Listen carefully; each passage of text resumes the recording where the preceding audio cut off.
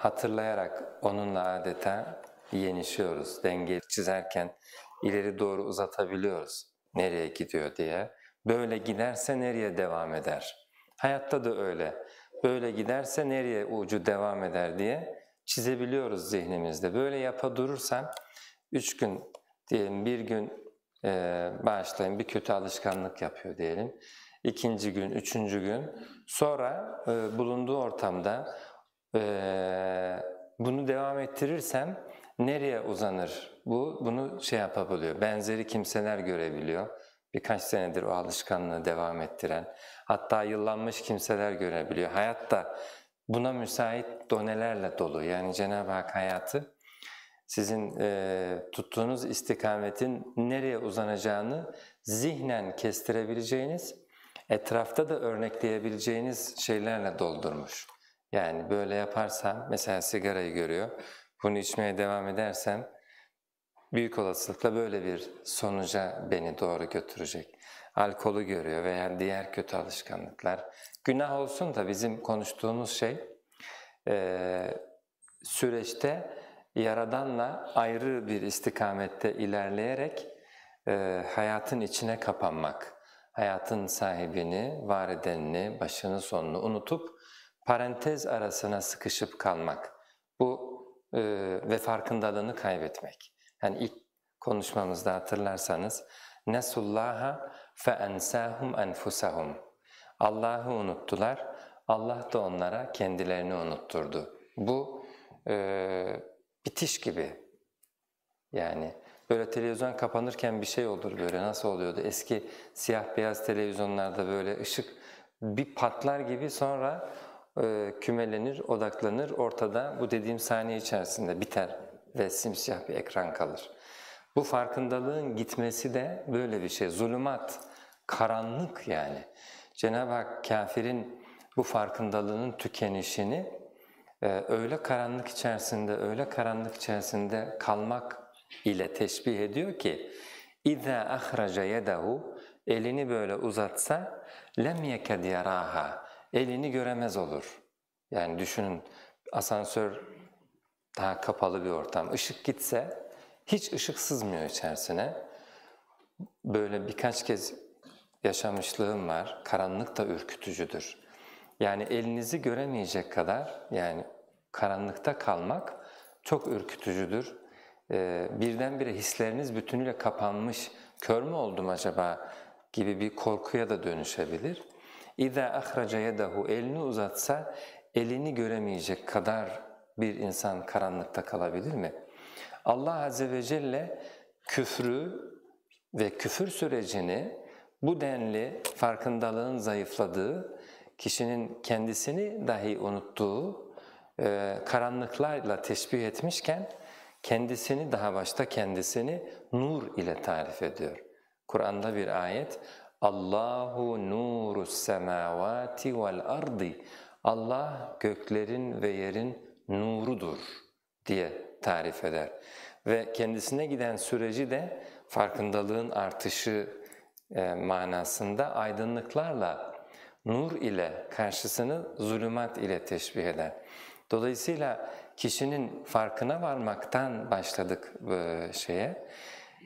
sürece kör kalmaması, bir defa böyle bir potansiyele sahip olmasıyla kendisini çok belli ediyor.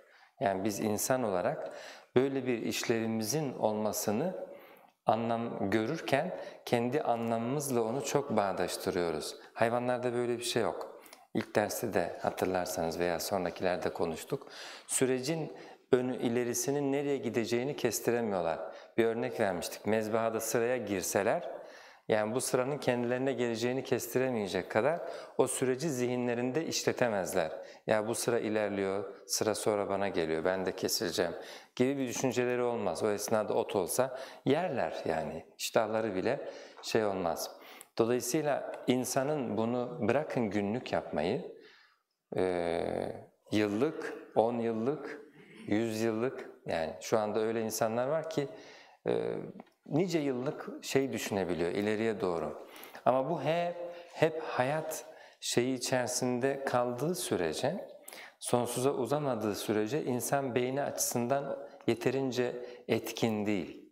Yani insan kapasitesi sonsuz ile kanacak, yani kanmak dediğim aldatılmak anlamında değil de doymak anlamında anlayın. Sonsuz ile kanacak, kana kana sonsuzluğu içecek şekilde bir potansiyele sahip.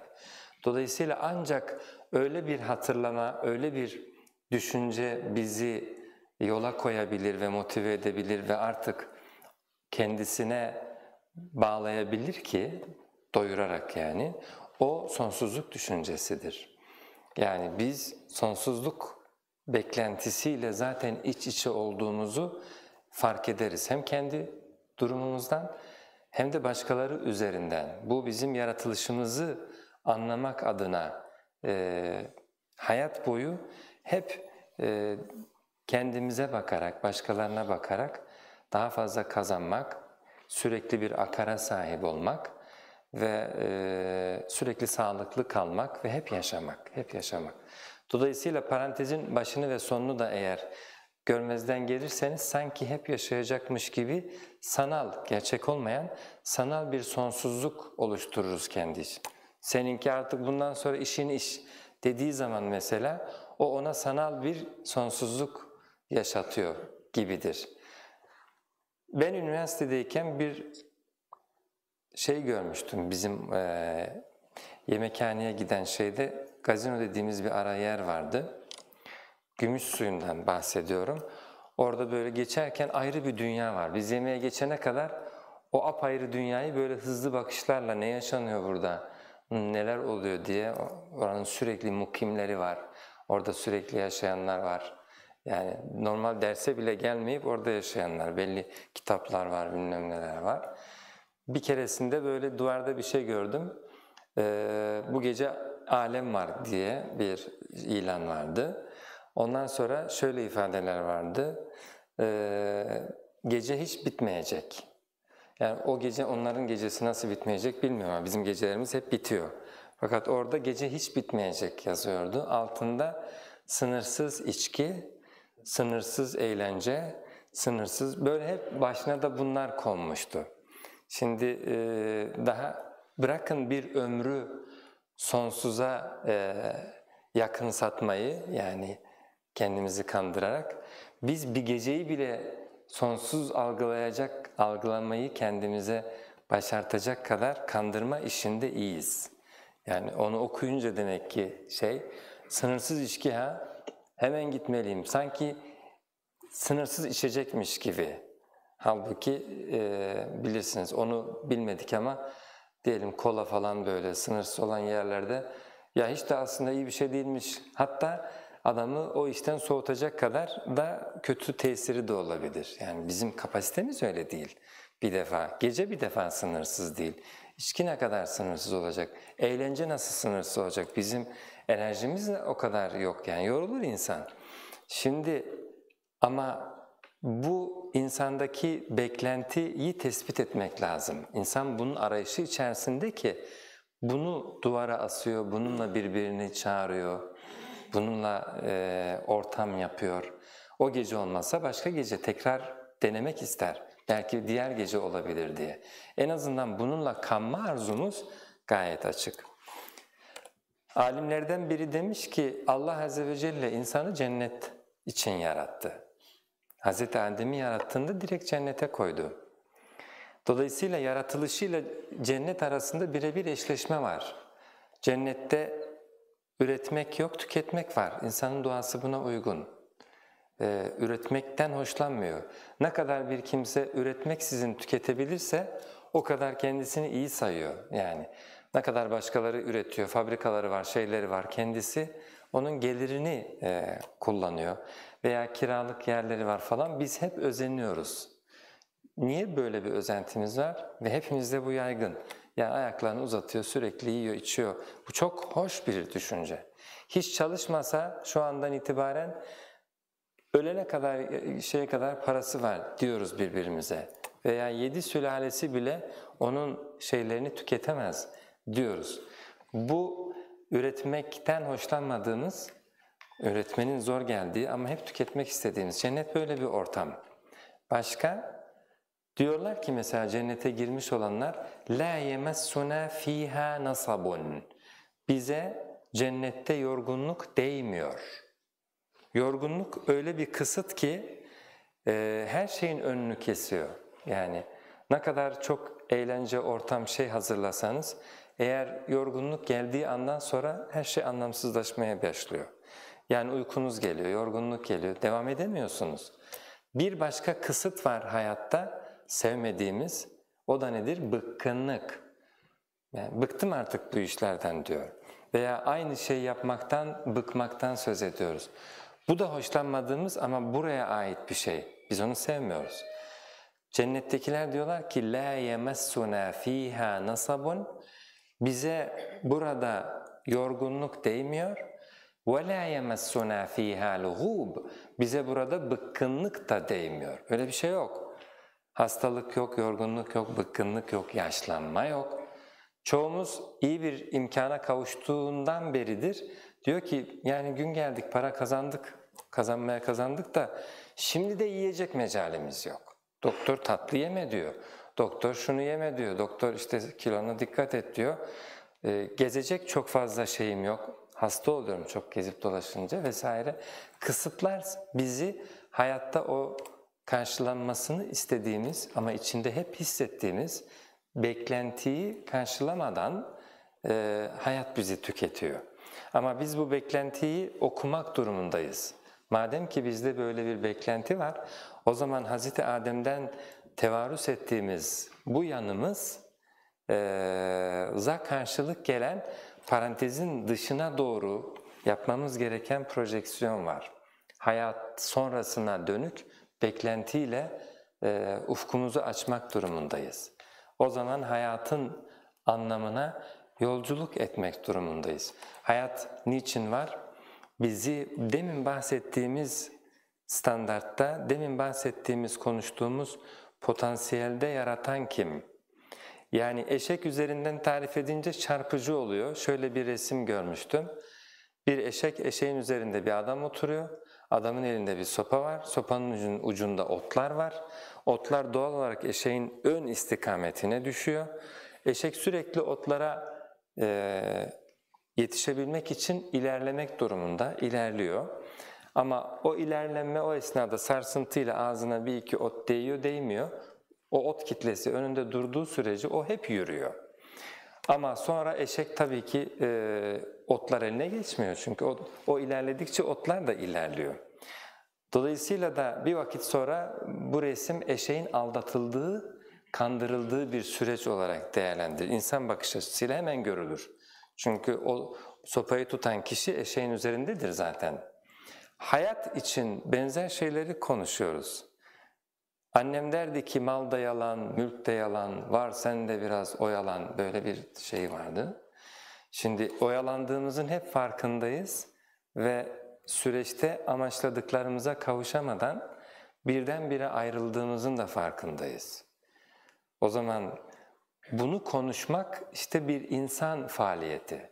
Şimdi biz bunu konuşmak isteyip bunu düşünmek istediğimizde insan faaliyeti gerçekleştiriyoruz. Bunu hayvanlar yapamıyor. Ölünce ne olacak demiyorlar. Şu an önemli. O yüzden bugün demin bir sohbette de söyledim. Şimdi modern dünya sanayileşince ve daha çok üretince bu ürettiklerini tüketecek çılgınlar arıyor kendisine. O çılgınlar başka hiçbir şey düşünmeden hep tüketmeye odaklansınlar istiyor. Onlara şöyle bir slogan geliştirmiş, duymuşsunuzdur bunu televizyonlarda. Diyor ki anı yaşa, anı yaşa.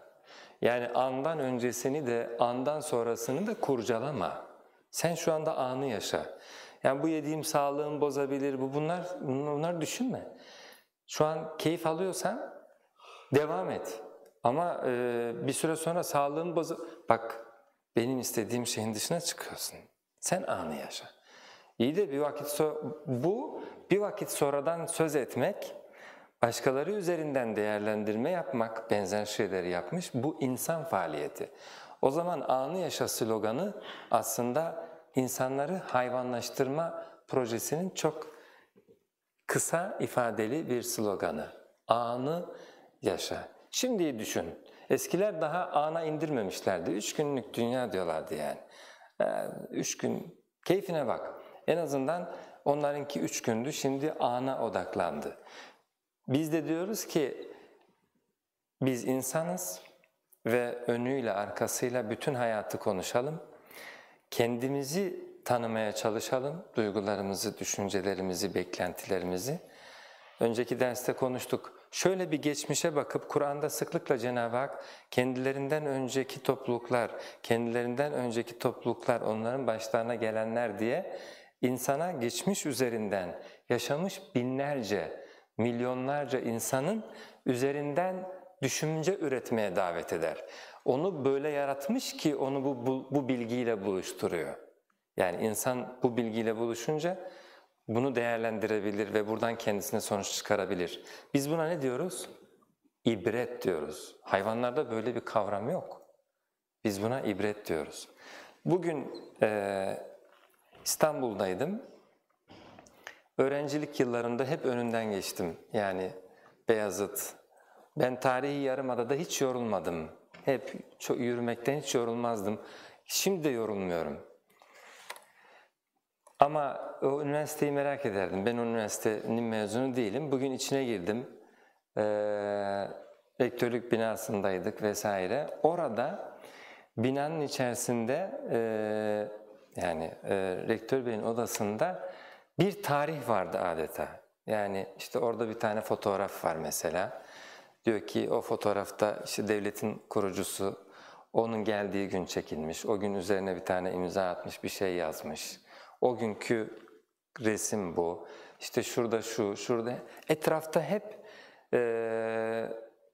100 yıl yani gibi bir süreçteki birikintiler var. Öyle kalıntılar, izler var. Yani otantik olarak bakıp demek mümkün, demek de mümkün, fotoğraf çekmek de mümkün.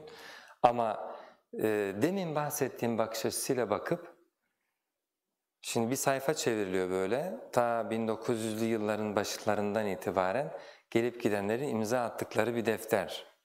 Hiç tanımadığınız isimlerden başlıyor, tanıdığınız isimlere dönüşüyor. Ve onlar çevir. Ondan sonra ta 1950'lere geliyor, 60'lar, 70'ler, 80'ler. Yani onların altında da sıfatları var. Yani kimi Cumhurbaşkanı yazıyor, kimi başbakan yazıyor. Üniversiteye geldikçe orada ona imza atmışlar. Şimdi defter aslında konuşuyor. Mesela diğerlerini hatırlamıyorum ama aklımda kaldığı için birinin yazdıklarını söyleyeyim. Bugün İstanbul Üniversitesi'ni mi, Darülfünun'u mu demiş hatırlamıyorum. Gezdim, iyi vakit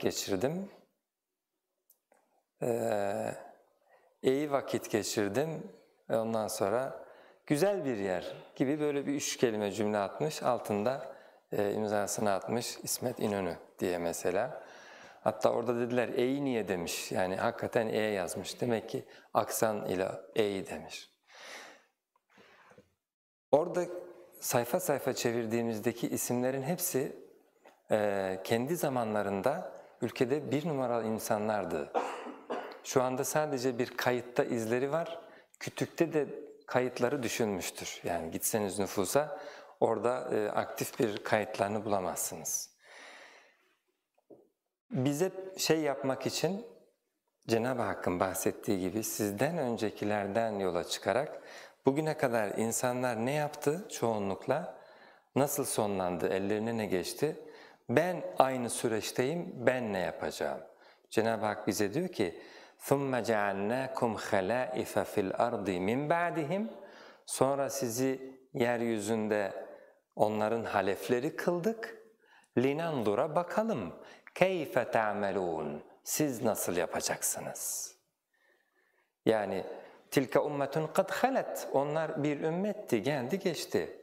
Laha ma kesebet. Kazandıkları kendilerine. Ama velekum ma kesebtum. Sizin kazandıklarınız sizin için olacak. Şimdi ben ayeti hep onlar sahneden indiler, çıktılar, gittiler. Şimdi sahnede siz varsınız. ثُمَّ جَعَلْنَاكُمْ خَلَائِفَ فِي الْأَرْضِ مِنْ بَعْدِهِمْ لِنَنْظُرَ Bakalım كَيْفَ تَعْمَلُونَ Siz nasıl amel edeceksiniz? Dolayısıyla madem biz süreci değerlendirebiliyoruz, geçmişten okuma yapabiliyoruz, bugüne kadar gelebiliyoruz ve bugünden sonrasına da ileriye dönük de zihnimizi çalıştırıp ileriye gidebiliyoruz. Şu halde anlamı bu zaman süreci üzerinden keşfetmek durumundayız. Biz burada niçin ve neden varız? Var eden kudretin bizi yaratmasını ele aldığımızda bizi belli beklentiler ile yaratmış. Demin eşeği bahsettik, otun peşinde gidiyor. Bizim de arzularımız var ve çok farklı değil aslında. Biz de arzularımızın peşinden gidiyoruz. Arzularımız içerisinde yani gerçekleştirmek istediğimiz, yapmaktan zevk aldığımız yemek, içmek gibi bazıları hepsi çok düzgün şeyler değil. Hayvanlardan ayrı bizde bazı arzular var, çok yanlış olabilir. Bir başkasının canına kıyabilir, bir başkasının malını gasp edebiliriz. Bazen internette de dolaşıyor, öyle sahneler var ki insanların yapabildiği, bu kadar acımasız bir hayvan yok diye altında notlar atıyorlar. En vahşi hayvan insan diyorlar. Bugün bir hocamız yine o toplantıda İngilizlerin mengeneyle adam öldürme gerçek resimlerden gösterdi. Bir tane siyahi delikanlıyı bağlamışlar, arkasından boynuna mengene geçirmişler. Böyle yavaş yavaş çevirerek, maksat diğer siyahilere gösterip siz de iyi çalışmazsanız, günlük yeterince üretim yapmazsanız sizi de böyle öldürürüz diye o can havliyle bağırdıkça, yani kastı öldürmek değil, öldürmek istese bir tane kurşun çeker öldürür ama o istediği kadar mesaj vermiyor diğerlerine. O istiyor ki olabildiğince bunun caydırıcılığından yararlanayım. Böyle yavaş çevire diğerlerinin öyle bir hafızasına korkunç bir manzara kazıyor ki ve öylece boynunu kırdığında tabii mengene sona geldiğinde öldürmüş oluyor. Herkes şöyle dedi, insan mı bu dedi. Bunu yapabilen bir hayvan yok zaten. Yani alet geliştiren bir hayvan çıkmadı. Bir başka hayvanı katledebilmek için ve ona olabildiğince maksimum acı yaşatabilmeyi de hesaplayarak bunu planlayıp alet geliştiren bir canlı yok. Başka maksatlarla da alet geliştiren, alet kafasında bunun planını kuran falan. Biz insanların bir faaliyeti. Şimdi insan olarak böyle şeyler da var ve bu bizim arzularımızı gerçekleştirme sürecinde başımıza geliyor. Yani İngilizler biz bu siyahileri öyle çalıştıralım ki bize çok yoğun üretim sağlasınlar, hiç gevşemesinler. Bu amacını sağlamak üzere bir başkasının hayatını vahşice kıyabiliyor. Hepimiz bu duygulara sahibiz, yani olumlu ve olumsuz potansiyelimiz var. Çok vahşi bulduğumuz bu kişi bizim gibi biri. Yani kendimizi tanımak için iyi bir resim aslında. Bir hocamız derdi ki aslında herkes Musa da olabilecek, Firavun da olabilecek. Yani Allah Azze ve Celle'ye saygılı da olabilecek, Allah Azze ve Celle'ye karşı bu kadar nankör de olabilecek potansiyeli var. Kendisi tercihini ortaya koyuyor.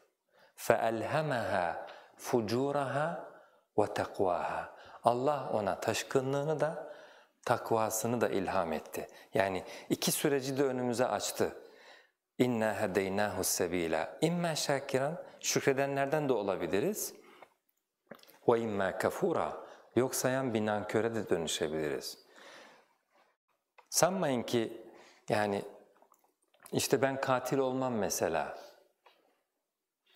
Bu potansiyele sahibim demeli ve bu potansiyelimin ortaya çıkabileceği durumlara karşı tedbirli olmalı. Yapabilirim. Bazen haber okuyorsunuz, kendi çocuğunuz geceleyin ağlıyor diye mesela, çocuk ağlıyormuş diye kaldırıp duvara vurmuş, öfkesinden çocuk ölmüş. Bu nasıl bir öfke patlaması? Ama bu öfkenin ve benzeri öfkelerin içimizde varlığını bazen birinden almak istediğimiz hıncın hayalimizde bize düşlettiği korkunç öfke ile düşünürsek var böyle şeyler. Bunlar ileri boyutta. Artık siz hırsızlıktan, başkasının malını gasp etmekten, ticarette, geçmiş ümmetlerde görülen alırken, verirken, satarken, mesela Semud'un kavminde yani ölçüye tartıya dikkat edin. Alırken, verirken orada hile yaparak daha fazla mal kazanmaya çalışıyorlar. Dolayısıyla bizim hayatımızda bizi gaflete sürükleyen ve o otun kokusuyla otun peşinde heyecana kaptıran belli duygularımız var. Bu kendimizi tanımamız açısından önemli. Ve çoğu insan bu duyguların müthiş tazikiyle hayat tarzını bu eksende oturtuyor. Ve hayatı anlamlandırmak hususundaki akletmesini de bu amaçla bunu başarabilmek için ötekini bloke ediyor. Yani şu şurada dursun, yok nasıl doğduk da, nasıl var olduk da, ileride ne olurmuşuz da, böyle hep yaparsak nereye gidermiş de, bu tür düşüncelerini pauslamak istiyor. Yani farkındalığını ve anlamlandırma süreçlerini durdurmak istiyor. Bilmiyorum geçen derste söyledik mi, bugün deminki derste de hatırladım söyledim.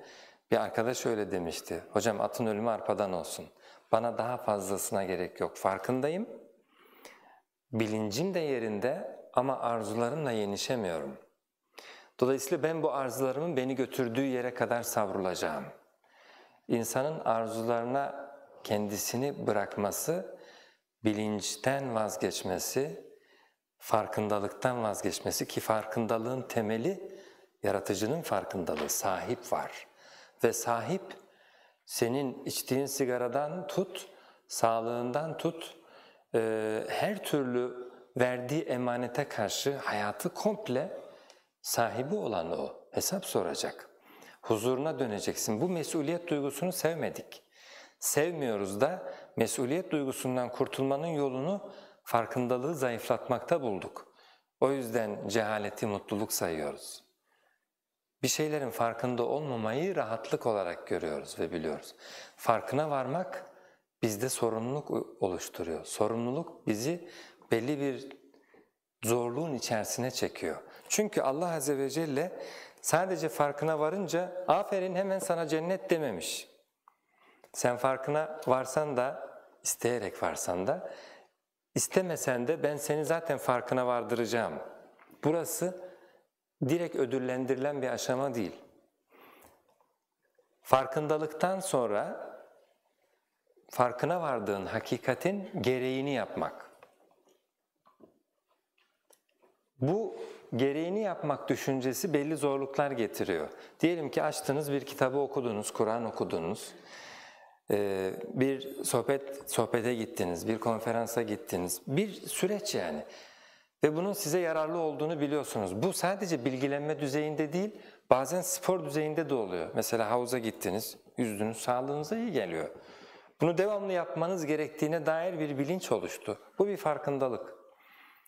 Çıktığınızda çok iyi hissediyorsunuz kendinizi. Yani ben de öyle mesela havuzdan çıktığımda iyi ki gelmişim diyorum ya. Tembellik etmedik, geldik, yüzdük. Hakikaten iyi geldi. Ama sonraki haftaya kadar o farkındalık zayıflıyor. Ben hep çarşamba giderdim. Tabii şimdi hiç gitmiyorum. Çarşamba akşamına doğru ya öyle mi yine mi havuza gideceğiz?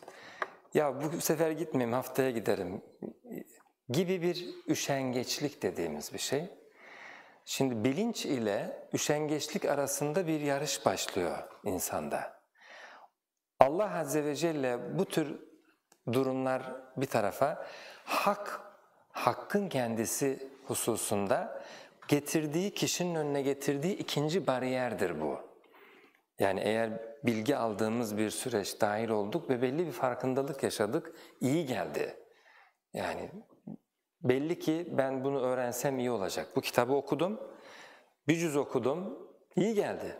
Veya sünnetten bu kadar bir malzeme okudum, hakikaten aydınlattı beni. Veya okunan bir yerde bulundum, yararını gördüm. Şimdi bu haftaya devriyesi geldiğinde veya ne kadar periyotla geliyorsa, o zayıf, o bilinç haftaya kadar şöyle grafikteki şey boşalması gibi diyoruz biz buna. yük boşalması gibi zayıflıyor. Ve siz geldiği zaman, vakti geldiği zaman önünüzdeki o güçlük bir eşik olmuş ve aşılması bekliyor.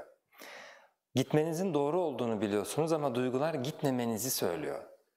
Bu çok zor bir şey ve bunu başarmak insani bir faaliyet. Bu hayvanların bildiği bir şey değil. O bilge krala iade etmek istiyorum. Onun çok güzel bir teşbihi var. Diyor ki oruç tutmak insani bir şey, insanların başardığı bir şey.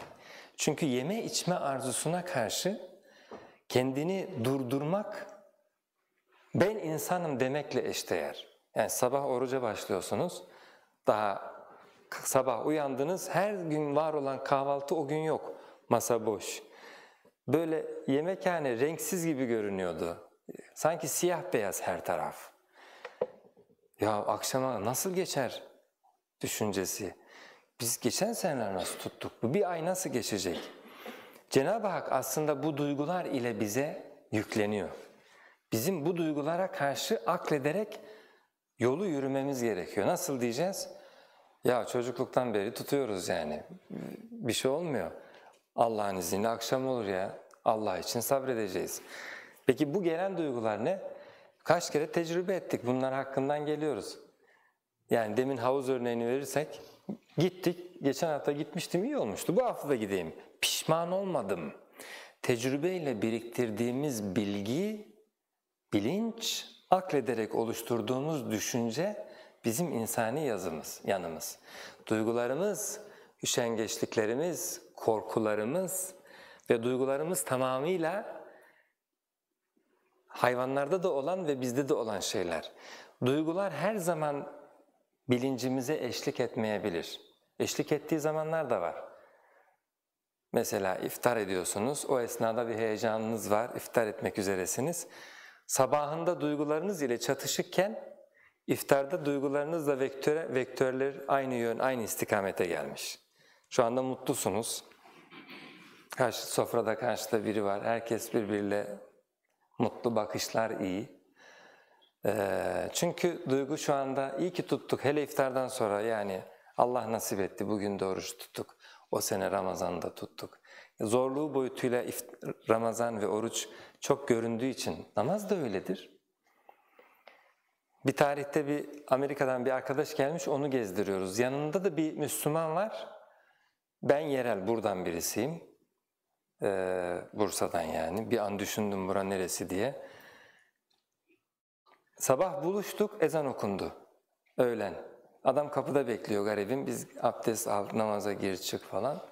Ondan sonra tam bir şeyler yedik, öğlen oldu. İşte mağazalara bakayım, biraz gezelim derken ezan okundu, ikindi. Yine mi dedi? Yine. Biz yine girdik, çıktık. Biz çıkınca dedi ki, siz böyle girip çıkıyorsunuz yani, bütün gün böyle mi geçiyor? Bir sonraki ne zaman dedi, süreyi söyledim, ondan sonra var mı dedi, 5 kere dedi.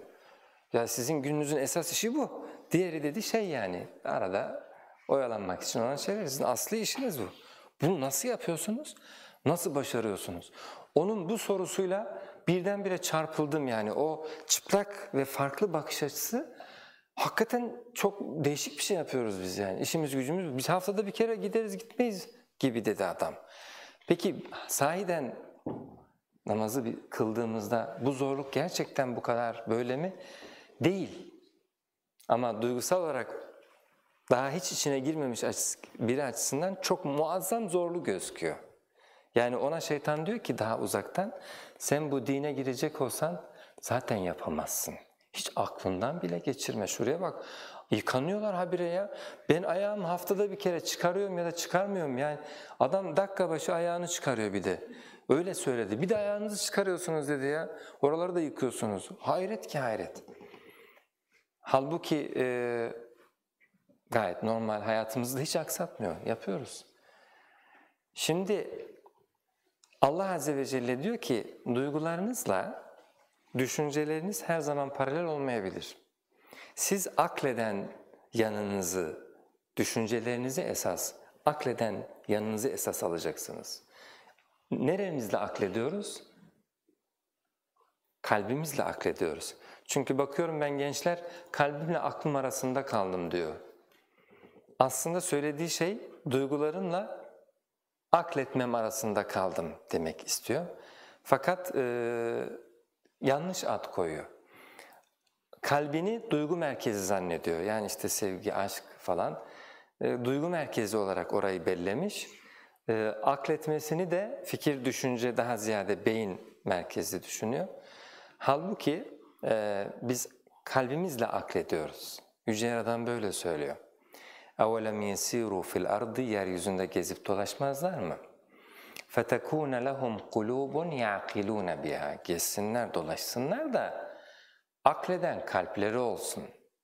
Şimdi sınırlı bir bilgiyle elindekileri bir yanlışa, batıla kandırıp oracıkta onları boğmak isteyen bir din, insanlara gezin dolaşın ufkunuz açılsın gibi bir şey söylemez. Farklıyı görün ki fark edesiniz. Hep aynı şeyi göre göre farkı kaybedersiniz. اَوَلَمْ يَسِيرُوا فِي الْأَرْضِ Ne kadar müthiş bir ayet.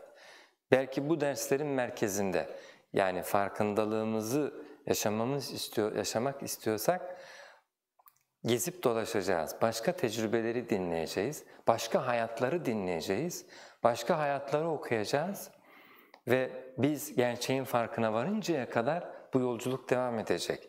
Madem böyle bir potansiyelimiz var, o zaman böyle bir sorumluluğumuz var demektir. Çünkü hayatta her şeyin bir şeye yaradığı ilkesiyle karşılaştık.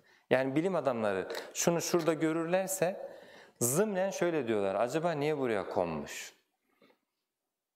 Yani bir şey bulurlarsa hemen bu neye yarıyor acaba diyorlar.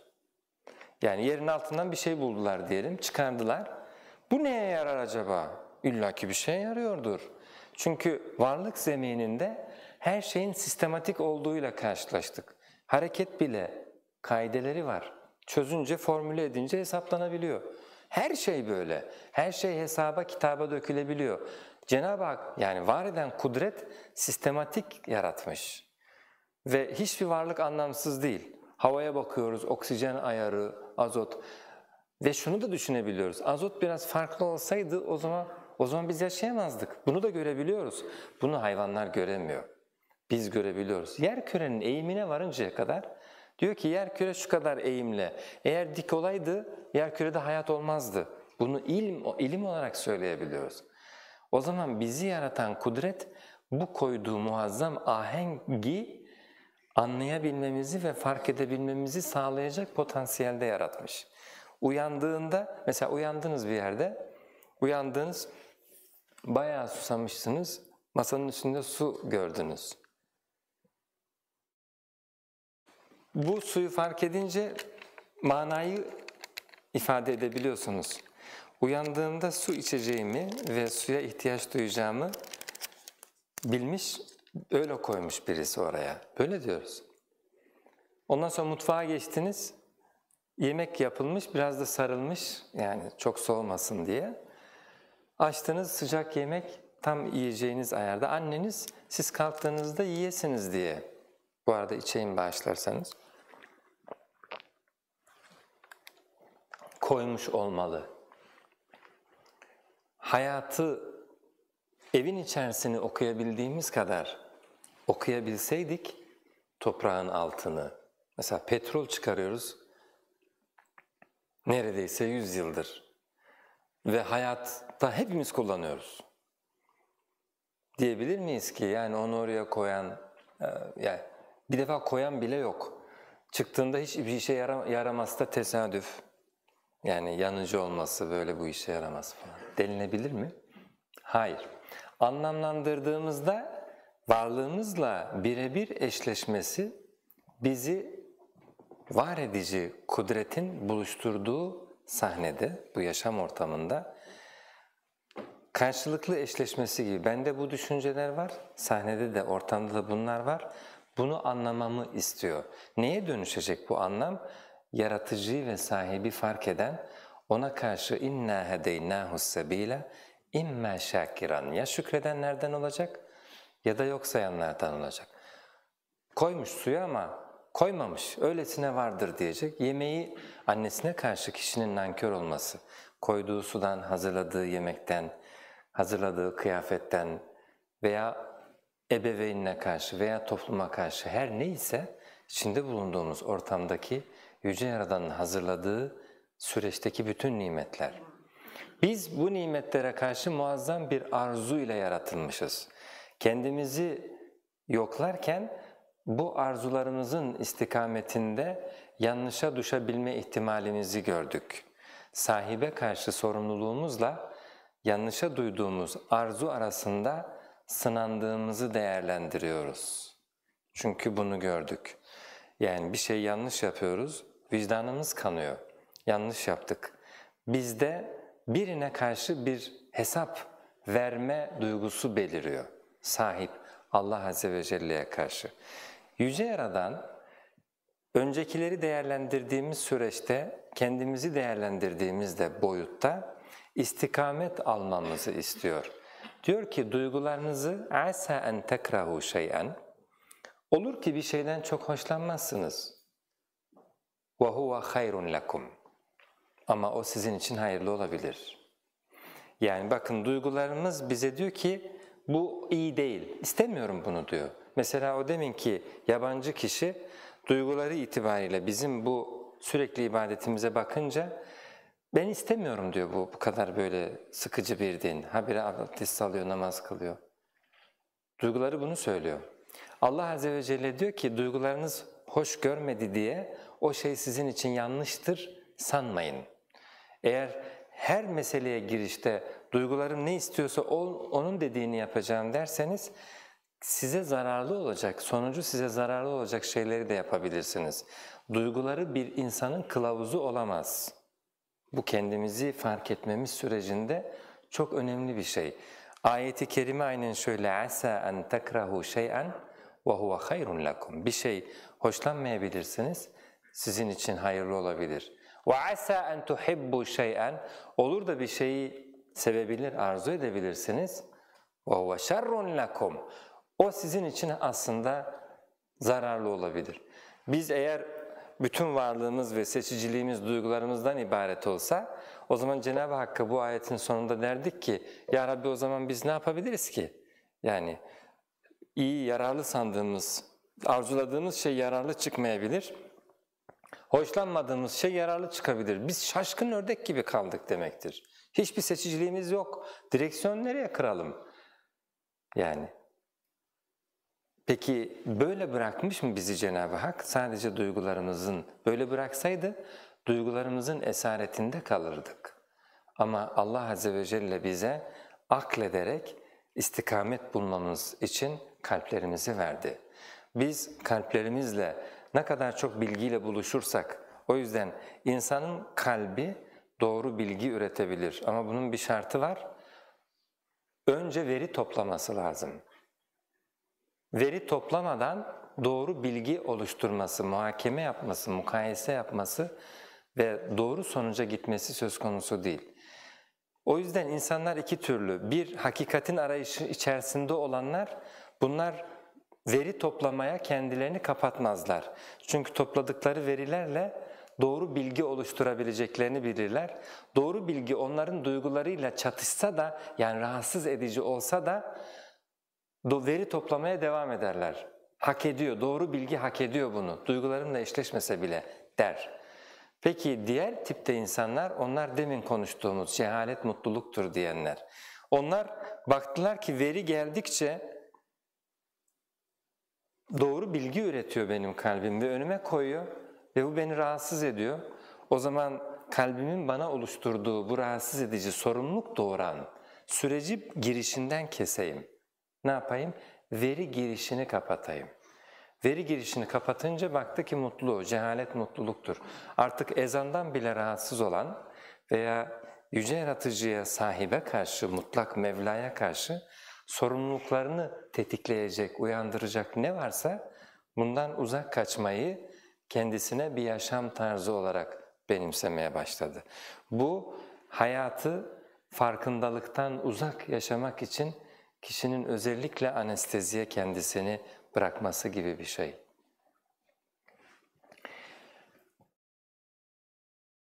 Son 10 dakikayı ayıracaktım. Şu anda 50 dakikaya geldim.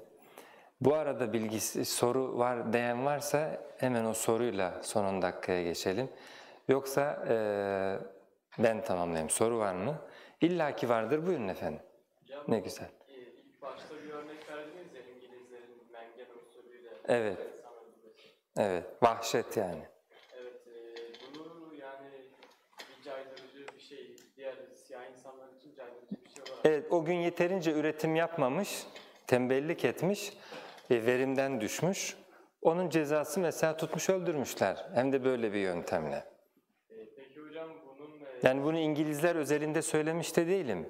Başka milletler de yapabilir. Bu hırsa kavuşan Arap da yapabilir, başka herhangi bir millet de yapabilir. İnsandan söz etmek için söyledim bunu, evet. Hocam peki bizim dinimizde de böyle yani cehennem var ve Kur'an'da bahsediyor cehennemin şerrinden. Evet. Bununla nasıl karşılaştık? Soru şu, önce soruyu özetleyeyim. Yani burada bir ceza görüyoruz. Biri bir suç yapmış ve demin bahsettiğimiz onu cezalandırıyor. Cenab-ı Hak da cezalandırıyor. Eğer ceza yanlışsa, demin İngiliz'de biz bunu kınadık, Cenab-ı Hakk'a sıra gelince niye kabul edelim? Böyle bir soru mu? Yani ödül ve cezayı felsefi olarak ele almamız isteniyor. Şimdi bence soru doğru bir soru ama şöyle bakalım mevzuya. Şimdi bu bahsettiğim resimdeki kişi bir defa cezada mutabakat, yani ceza olmalı mıyı konuşacaksak eğer ceza cürme mutabakat etmeli, yani cürmün karşılığı olmalı. Çünkü cürmün karşılığı olmazsa o zaman zulüm olur. Bizim bu verdiğimiz şeyde örnekte bir defa böyle bir cürmü yok, yani ölüm cezasını hak edecek kadar. Ama ben cezaya komple karşı çıkıyorum desek ve bunu savunmaya kalksak, o zaman bunu da konuşalım. Mesela hepimiz irade sahibi varlıklarız. İstersek birbirimize zarar verebiliyoruz. Yani cürüm dediğimiz şey yapabiliyoruz. Peki cürmü yaptı diyelim, iradesi olan herkes yapabiliyor cürmü. O zaman buna karşı bir müeyyidemiz olmamalı mı sorusu gündeme geliyor. Yani müeyyide olmalı elbette dediğiniz zaman cezayı kabul etmiş oluyorsunuz. Peki cezayı kabul ettiğiniz andan itibaren cezayı meşru kılacak şey nedir?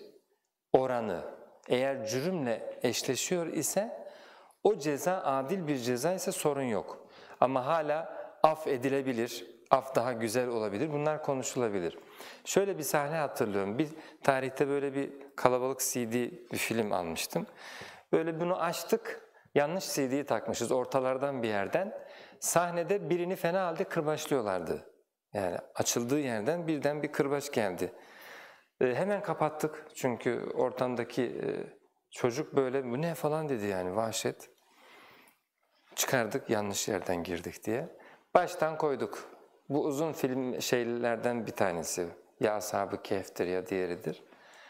Şimdi orada öyle bir karakter var ki o kadar hain, o kadar kötü. Daha o sahneye gelmeden biz elimize geçse boğacağız onu yani. Çünkü o kadar kötü bir tip, o kadar masumun canını yakan, işte hırsızlık ediyor, hainlik ediyor, gidiyor insanlar hakkında otoriteyle işbirliği yapıyor falan. Böyle onun elimine edileceği filmden veya diziden.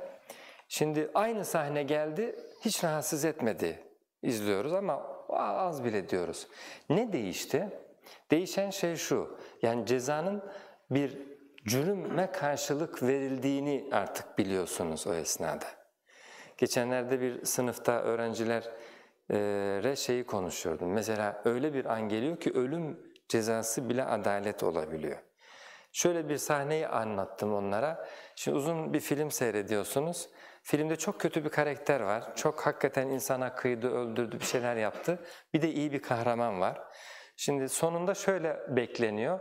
O kahramanın o kötünün hakkından gelmesi ve böylece izleyenin vicdanının rahatlatılması. Şimdi o sahne çok kritik. Hakikaten iyi olan kahraman o kötüyü alt etmek üzereyken, tam kıstırmışken böyle kötü merhamet dileniyor.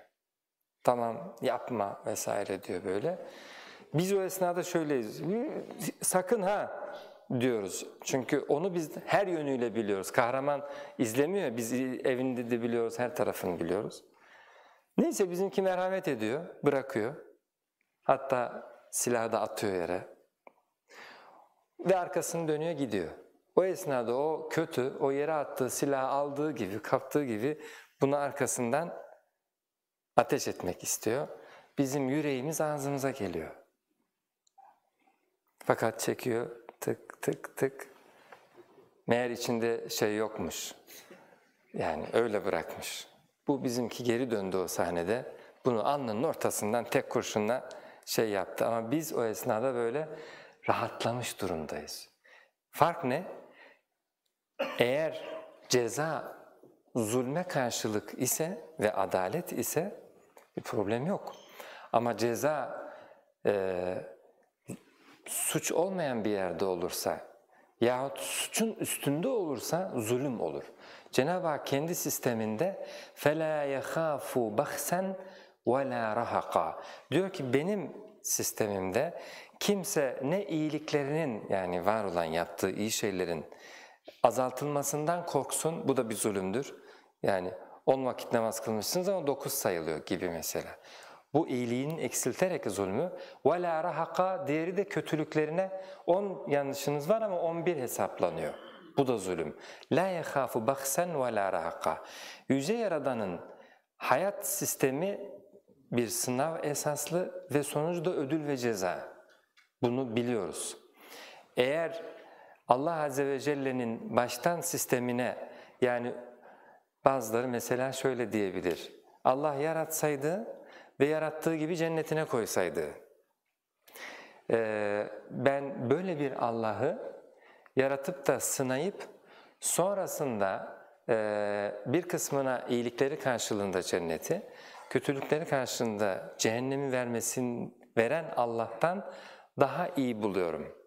Yani böyle bir Allah hayal ediyor kafasında. Yaratmış, yarattıklarını hemen cennete doldurmuş.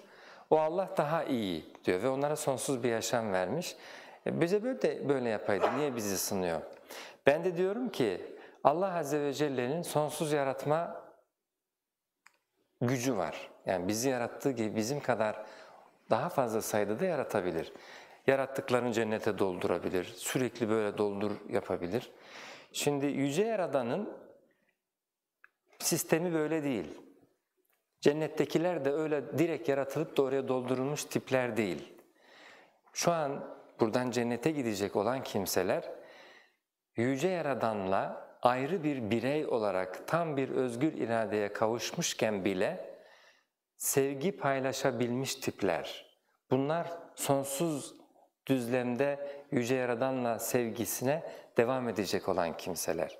Bir defa önce ayrı ve tam bir birey olmanın ortamına geldik burası.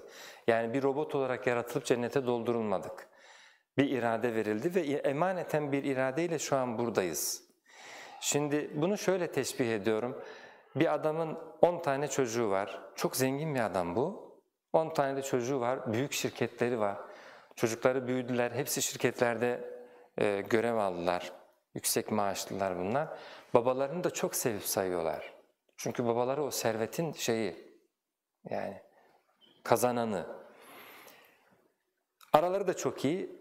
Babalarının bir arkadaşı ona dedi ki bir gün konuşurlarken benim çocuklar çok saygılı, beni çok severler, gelinlerim de öyle. Yani otururum, neredeyse çoraplarımı çıkarmak isterler. O da onlara dedi ki adam ona, seni malından ötürü seviyorlar. Aranızdaki bu ilişki gerçek bir ilişki değil demek bu. Çünkü gerçek ilişki sevgiden kaynaklı, gönüllü olan ilişkidir. Yani çok defa görmüşsünüzdür. Böyle diyor ki oğluna işte o seni bundan ötürü seviyor. O da hayır beni benden ötürü sevemez mi? Ne demek şundan ötürü? Yani aranızdaki ilişki gerçek değil demenin en kötü yolu bu. Onun çıkarından kaynaklı bir irtibat. Şimdi Allah Azze ve Celle ile biz bir gerçek ilişki kurabilmenin fırsatı içerisine alınmış durumdayız. Tıpkı yaşlı adam örneğindeki gibi. Yaşlı adam bu ilişkinin gerçek olduğunu hem görebilmek ve hem kendine hem arkadaşına ispat etmek için şu yolu denedi. Bütün çocuklarını çağırdı ve onlara dedi ki ben herkese bugünden itibaren hisselerini devrediyorum. Artık yani ben de yaşımı aldım, kararları da size bırakıyorum dedi. Herkes kimi falanca holding aldı, öteki Beriki holding aldı, Beriki şunu aldı ve artık kendi işlerini, kendi mülklerini yönetiyorlar. Ama bir zaman sonra fark etti ki işte işlerinden 5'i 6'sı oranı siz belirleyin. Seyreltmeye başladı, daha az geliyor, eski ilgisi alakası kalmadı. Bir kısmı arayıp sormamaya başladı ama 2 tanesi veya bir tanesi hakikaten yine geliyor, eskisi gibi babasını çok seviyor. Yine aynı ilgiyi, alakayı gösteriyor. Şimdi durum değerlendirmesi yaparken diyor ki, bu çocuğumla aramdaki ilişki gerçek bir ilişki, sevgiye dayalı ve bunu gönüllü olarak yapıyor. Diğerlerininki çıkara dayalı, zorunlu bir ilişkiymiş. Aradaki çıkarı kaldırınca alakaları da koptu. Şimdi Allah Azze ve Celle'den bizi doldurup yaratıp direkt cennete doldursun diyenlerin durumu, zorunlu bir ilişkiyle Cenab-ı Hak'la aramızda hiçbir zaman gerçek olup olmadığını bilmediğimiz ve bilemeyeceğimiz, çünkü irade oluşmamış. Yaşlı adam şeyi verirken mülkiyetleri irade sağladı onlara. Allah Azze ve Celle bize burada irade sağladı. Hem Yüce Yaradan'ı sahip olduğu sonsuz hayat bahşetmeyi sebepsiz vermeye ve abes bir şey yapmaya biz zorlayabilir miyiz? Öyle yapaydı diyebilir miyiz? Böyle yaparak kendisine farkındalık verdiği, akletme verdiği, kendisini tanıyıp keşfedebilecek bir potansiyel verdiği insanın kendisine saygı duyma sürecinde, duyduğu bir süreçte karşılıklı sevgisini paylaşacağı insanlar ile farkına vardığı halde yaratıcısına karşı saygısız, olanca nimetine karşı, yaratıcısına karşı nankör kimseleri cezalandırması hiç de gayri makul bir şey değil. Yani mantık dışı bir şey değil. Zaten ödül ve cezayı, yani cezayı savunmayanlar bile mevcut dünya düzleminde kendi ortamlarında bunu uyguluyor değiller. Bunu devlet nizamından kaldırdığınızı düşünün mesela. Adam geliyor, akşamdan banka soyuyor, sabah gidiyoruz. Ya ceza olaydı da sana bir ceza vereydik ama biz çok iyiyiz, sana ceza veremeyeceğiz. Girişteki nöbetçiyi öldürmüş, içerideki adamları bilmem ne yapmış. Ondan sonra beriki ötekine tecavüz etmiş, boğmuş, öldürmüş. Geliyoruz, biz felsefi olarak cezayı kaldırdığımız için sana bir şey yapamıyoruz. Böyle bir tanrı beklentisi, yani ödül ve cezadan ötürü Yaradan'ı tahkir edenler, küçük görenler, eleştirenler, hatta ahlakiliğini sözüm ona eleştirenler aslında kendi yaşamlarında hiç de böyle değiller. Yani bugün en modern devletler bile her türlü cezayı tatbik eder. Çünkü karşı karşıya olduğu varlıklar irade sahibi varlıklar. İrade demek cürüm işleme potansiyeli demek. Biz bununla baş edebilmek zorundayız. O yüzden meleklere Cenab-ı Hak inni ca'ilun fil ardı halife, ben yeryüzünde halife var edeceğim dediğinde yani irade sahibi varlık demek. Kendi işini kendi görebilecek varlık demek. Melekler dediler ki bu kan dökerse, fesat ederse, çünkü irade sahibi. Dolayısıyla iradenin ceza ile karşılanması cürüm işlediği takdirde lojiktir, tam mantıktır. Orada bir soru var galiba. Burada var, buyurun. Bu arada vaktimiz doldu, kalkanlar kalkabilir. Evet. Hocam, kuantum fiziğinin anlaşılmaya başlamasıyla beraber atom altı parçaların maddi olmayan bağlarla bağlandığı görüldükçe bilinen fiziğin ötesinde bir gerçeklik algısı oluşmaya başladı. Bu nedenle özellikle Batı'da ve agnostik çevrelerce simülasyon teorileri ortaya atıldı. Bunu destekleyen tanınmış kişiler de var. Bu konu hakkında ne düşünüyorsunuz? Yani fizik her ne kadar metafizik boyuta ilerlese de insanın arzuları burada durduğu sürece, çünkü bizi hakikatten ve gerçeği itiraftan alıkoyan şey fizikte madde arası bağları eskiden varsaydığımızdan veya sandığımızdan değildi zaten. ondan çok daha önce cevabını hiç açıklayamadığımız kendi varlığımız, canlılık, hayat, bunlar zaten bağırıyorlardı. Biz Yüce Yaradan'a dair, var edici kudrete dair daha fazla gerçeklikle karşılaştıkça, eğer birileri iman edecekse, bunlar zaten hakikati gördüğü için iman eden ve hevasından ve arzularından vazgeçen kimseler olabilecek ancak. Yoksa ortamda deliller yetersiz, fizik şunu da keşfetti, artık herhalde bundan sonra daha çok iman eden olur. Beklentimiz çok doğru bir beklenti değil. Zira bugüne kadar hayata, hayatın sistematiğine, canlılığa dair varlık ortamındaki her türlü ayet yahut bulgu deyin siz ona, var ediciye mutlak surette zaten işaret ediyordu. Kendi varlığımız da buna dahil. Ama biz ne kadar yol alacağız, daha fazla yol alacağız. Kuantumda yol alıyoruz. Muhtemelen fizik öyle bir an gelecek ki varlık yok diyecek. Yani belki kendimizi kandırıyoruz. Ortalıkta bir sanal yaşam mı var acaba? Maddeye indik, dibe gittik, madde kayboldu der gibi bir şeydir yani bu söylediğiniz. O zaman geri dönünce madde yok mu diyeceğiz. Diyecek ki ben hissediyorsam, hani düşünüyorsam varım demiş ya, keşke düşündüğümüz için var olduğumuzu, aklettiğimiz için var olduğumuzu kabullensek. Ama çoğu insanların çoğu tattığım için varım diyor. Yani lezzet aldığım için varım. Ben lezzet alıyorsam, keyif alıyorsam varım. Madde orada yokmuş, beri tarafta şu şöyleymiş, şu şöyle, bunlar insanlar çok önemli değil. Önemli olan akşamki sofra, akşamki eğlence, yarınki gezilecek olan yer ve bizim hayat içerisinde bu hareketliliğimizin bizdeki arzularımızla eşleşmesi. Bazıları veya çoğumuz açısından en önemli hakikat bu. Dolayısıyla çok bir şey değişmeyecek. Yani çok ilim gelişecek, zaten çok gelişti. Yani siz madde arası şeyden bahsediyorsunuz. Şu anda manyetik şeyler üzerinden, dalgalar üzerinden görüşüyoruz, haberleşiyoruz, görüntü aktarıyoruz, ses aktarıyoruz, değil mi? Eski insanlar açısından bunlar bile sistemli olması bakımından hayatın hiç akla sığacak şeyler değildi. İnsanın bunu keşfetmesi bir mucize. Bunun zaten ortamda eskiden beri var ola gelmesi ayrı bir mucize. Bu ortamda vardı, biz yeniden oluşturmadık bunu. Sadece keşfettik ve kullanmaya başladık. Peki, vaktimiz doldu. Buyurun efendim. Arzularla ilgili veri kapatma ve fazla veri toplama dedik ya. Evet. Verileri nereden, nasıl ve ne şekilde toplayabiliriz gençler olarak? Evet. Şimdi veri... Bizim için faydalı. Evet. Veriyi nasıl kapatabiliriz? Evet. Şimdi kısa hemen şöyle söyleyeyim. Bir başlangıçta bütün verilere açık olmak lazım. Çünkü veriyi almadan, veriyi tecrübe etmeden verinin kötü olduğunu ön yargıyla söylemek bizi körleştirebilir.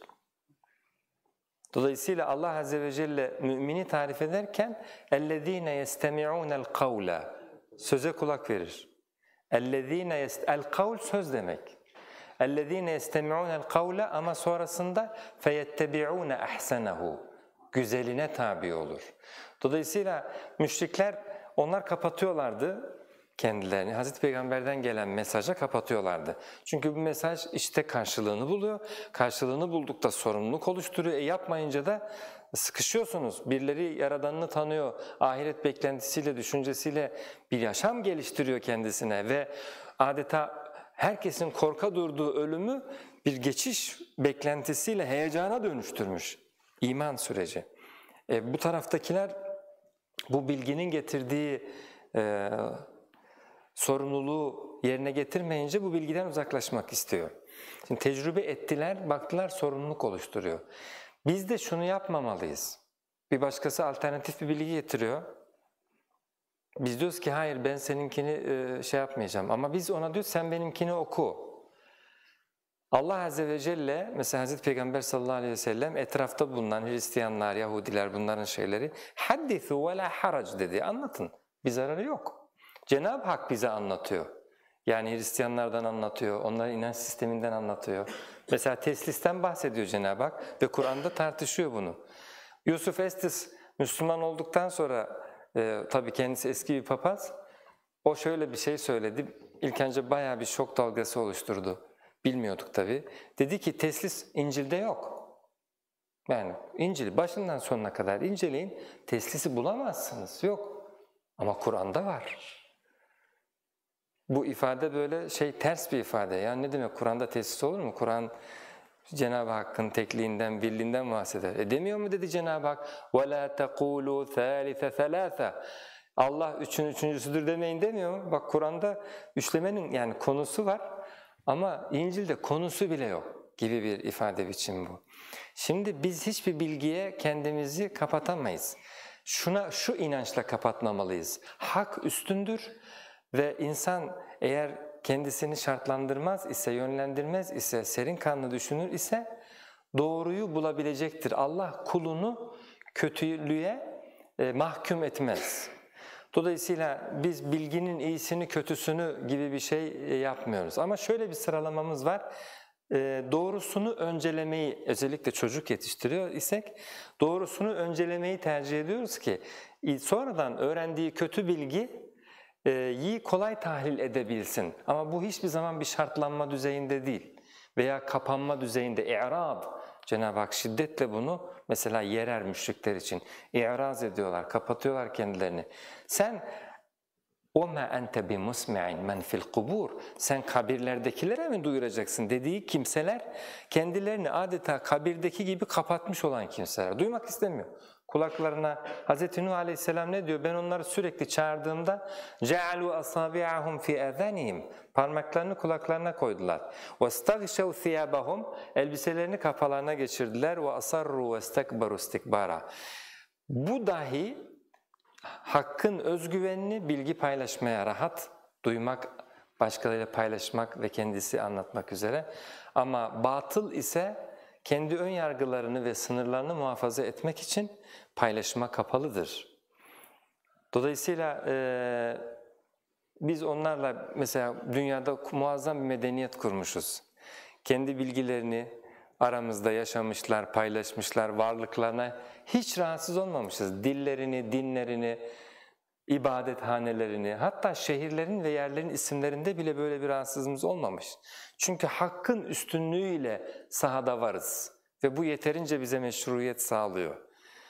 Ama bugünkü Batı, bırakın alimlerimizi vesaire, işçilerimizi artık tehdit olarak algılamaya başladı. Yani vaktiyle oraya gönderdiğimiz işçiler, çünkü onlar üzerinden kendi nesillerini İslam'a kaptırdıklarını düşünüyorlar. Ve 2050'ye gelmeden dünya nüfusunun artık Müslümanlığın lehine devrileceği hesapları yapılıyor. Dolayısıyla bizim böyle bir seçiciliğimiz bilgi noktasında yok. Allah Azze ve Celle konuya dair ayette وَلَا تَقْفُ مَا لَيْسَ لَكَ بِهِ عِلْمٍ Bilgi sahibi olmadığın bir şeyin ardına düşme. Önce bilgisine sahip ol, sonra ardına düşüp düşmemeye karar verirsin. Ama karar verirken bil ki اِنَّ السَّمْعَ وَالْبَصَرَ وَالْفُؤَادَ كُلُّ اُولَٰئِكَ كَانَ عَنْهُ مَسْئُولًا Sahip olduğun gözden de, kulaktan da ve basiretten de sen sorumlusun. Dolayısıyla doğru bir ölçme, doğru değerlendirme yapıp doğru tercihte bulunacak ve doğru istikameti tercih edeceksin. Yanlışı bile bile takip edersen bundan sorumlusun. Peki, أقول قولي هذا وأستغفر الله العظيم لي ولكم ولسائر المؤمنين. ربنا لا تؤاخذنا إن نسينا واخطأنا. ربنا ولا تحمل علينا إصرا كما حملته على الذين من قبلنا. ربنا ولا تحملنا ما لا طاقة لنا به. واعف عنا واغفر لنا وارحمنا. أنت مولانا فانصرنا على القوم الكافرين. والسلام عليكم ورحمة الله تعالى وبركاته.